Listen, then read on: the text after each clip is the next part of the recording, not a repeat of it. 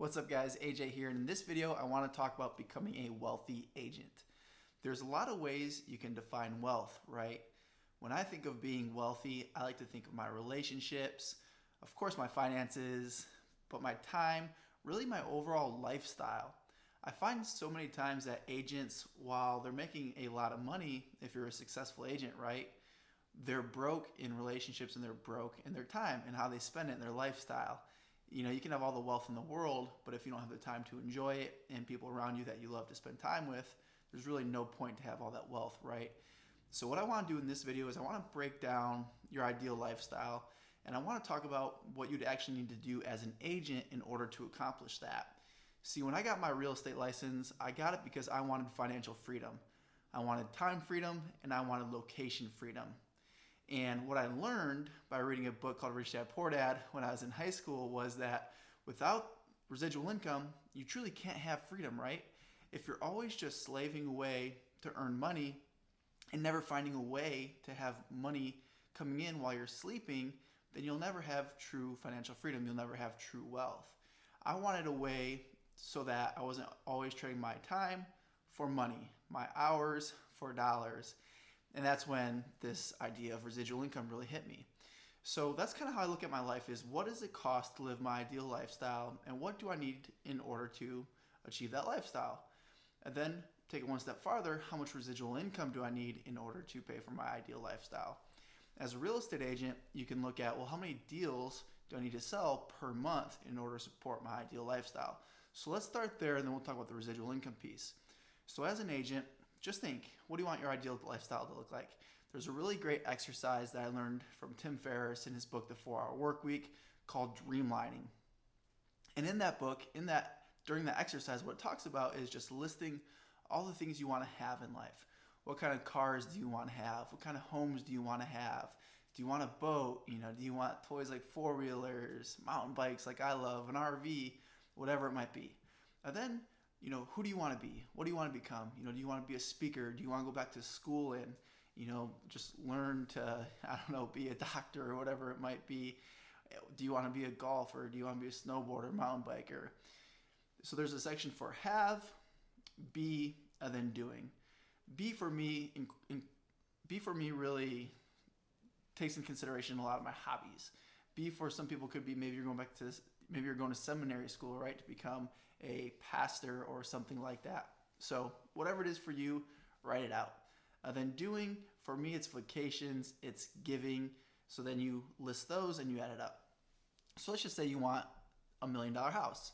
Well, for $1 million house, for every million the house is worth or financed, you're looking at about a $5,000 a month payment. So if you want to have a $1 million house as your primary residence, let's say it's $5,000 per month. So put that next to the house, $5,000 per month. Say you want a vacation home, that's $1 million. Well, there's another $5,000 a month. Say you want a boat, and that's going to be $2,000 a month. We'll write down $2,000. And keep doing that for every category you want going down the sheet of paper or in a spreadsheet. Or actually use the Tim Ferriss Dreamlining worksheet. I'll see if we can link that up in the description. So check that out. I think I have a copy of it somewhere for you. And then get a total, whatever your total is. What I found after you get your total is that you'll be pleasantly surprised with what your dream lifestyle actually costs when you add it up. I find that most people, for their absolute dream lifestyle, it's somewhere between $15,000 and $30,000 a month. Now, depending where you're at in your career, that might seem like a lot of money or it might seem like a little. But in the grand scheme of things, as a real estate agent, we have the vehicle in order to make that amount of money relatively easily compared to a lot of other professions. You just got to know what activities to focus on, how to time block, how to manage yourself well, and things like that. So let's say your dream lifestyle is, $20,000 a month. Well, if you're in a market where the average commission check, say, is $10,000, that'd be about an average sale price of, say, $350, and you're getting, say, $10,000 from that transaction, I would say you want to close 3 homes per month. So 3 times 10,000 is $30,000 per month in gross commission income. Then if you're at a company like eXp Realty, like I am, eXp has a 20% split. So 80-20, you keep 80%, eXp gets 20%, plus there's a cap at 16,000, so you'd cap out after about 8 transactions or so, depending on your average sale price. So let's just say you're not capped. So you sell 3 houses, you get 30,000 in commission. Well, 80-20 split, eXp is going to get 6,000 of that, so you're left with 24. I would consider another 30% for taxes. So there's, after the 24, 30% of the 24, you're looking at about 6,000. So now you're down to 18.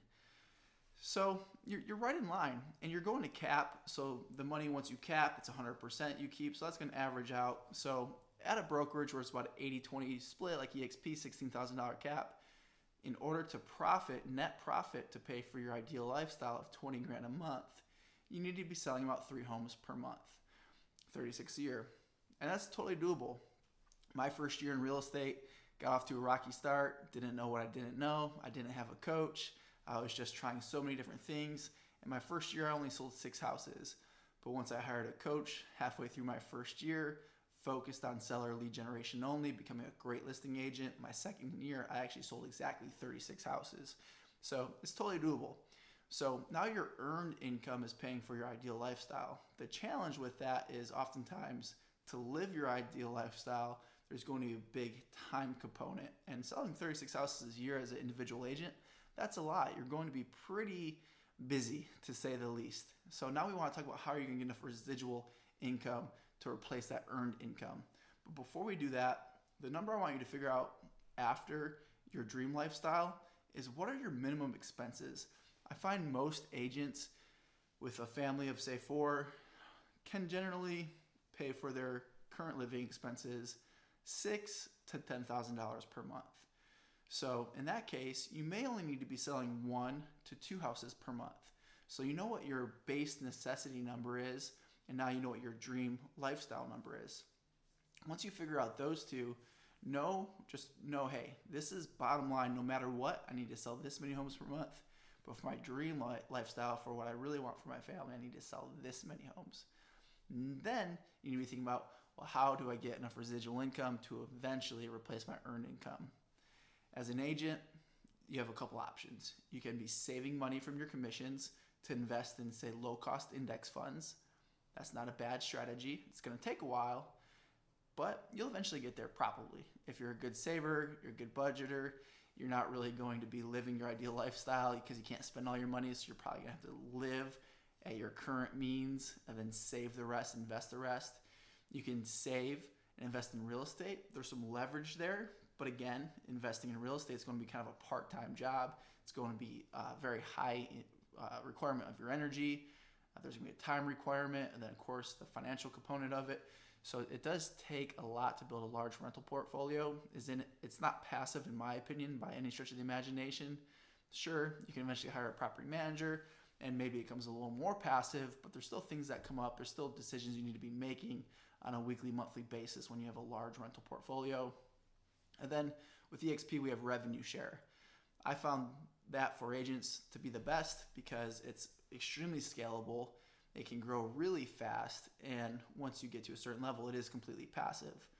But let's talk about it for a second. So there's a study that's been done called the Trinity Study. Basically, what these researchers or analysts were trying to figure out was, how much money would you need to have saved in retirement in order to retire and not run out of money? What they came up with is, whatever your nest egg is, say it's $1 million when you go to retire, you have $1 million invested in low-cost index funds. You could safely withdraw 4% of that, so 40 grand a year, and live off that for the rest of your life and have a good chance of not running out of money. So using that 4% rule, if you wanted to, say, have $20,000 a month in retirement, whether that's today you retire or when you're 65, whatever, you would need $5 million, right? $5 million, 4% of that is 20 grand a month, approximately. I think that's right. I'll check out my calculator real quick for you guys. I always like to use calculators because I didn't do very good at math in school. I always say if it doesn't make dollars, it doesn't make sense. And for me, algebra, and other math equations were out of my league, so I'll use the calculator. So 5 million. So we got 5 million. You can follow along with me on the math. 5 million times 0.04 is 200 grand. Divided by 12. So that's only $16,000 a month. So let's do 7 million. So if you had 7 million saved, again in low cost index funds, times 0.04%, that's $280 a year divided by 12. So that's 23,000, and then you're gonna have capital gains tax. So let's just call it 20 grand. So you would essentially need $20 million or $7 million saved and invested using the safe withdrawal rate of 4% to comfortably live on 20 grand a month. So the index fund way, you're gonna have to be making a lot of money, saving a lot of money, and let a lot of time pass so those returns can compound for you to get there. With real estate, I think it's a little more conservative or a little more likely to get higher returns. So let's say you can get a 10% return on your money that you're investing. Well, now in order to get $240,000 a year, 20 grand a month, not accounting for taxes to keep the math simple, you would need about 2.4 million invested in real estate. These could be apartment syndication deals. You could use a little more leverage and invest in single family homes. So maybe you're getting 20% cash on cash return. So now you only need 1.2 million saved. But just ask yourself, based on your current savings plans, your current saving plan, like how much money are you likely to save over the next 5 years?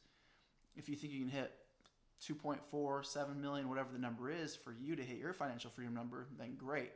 But if not, you might need to start looking at other opportunities. For me, I was a top agent in my market, but as my business grew, so did my expenses, and I was never really getting that ahead financially. It wasn't until I found EXP and the revenue share model where I was able to retire from selling real estate at age 31 and now live a financial freedom driven lifestyle, residual income based lifestyle, and it's been incredibly awesome. So I love finances. I like the idea of what's called the FIRE movement, financial independence, retire early. I'm more about financial independence than just completely retiring because I love business. If you got value in this video and you want to hear more discussion about what does financial freedom look like for real estate agents, let me know in the comments section, subscribe to my channel, give the video a like. All that feedback is telling me that this is the type of information that you're looking for. And I like talking about it. So if we get some engagement on this video, I'll shoot more. And if not, then I'll only do this occasionally. So let me know. We'll talk soon. See ya.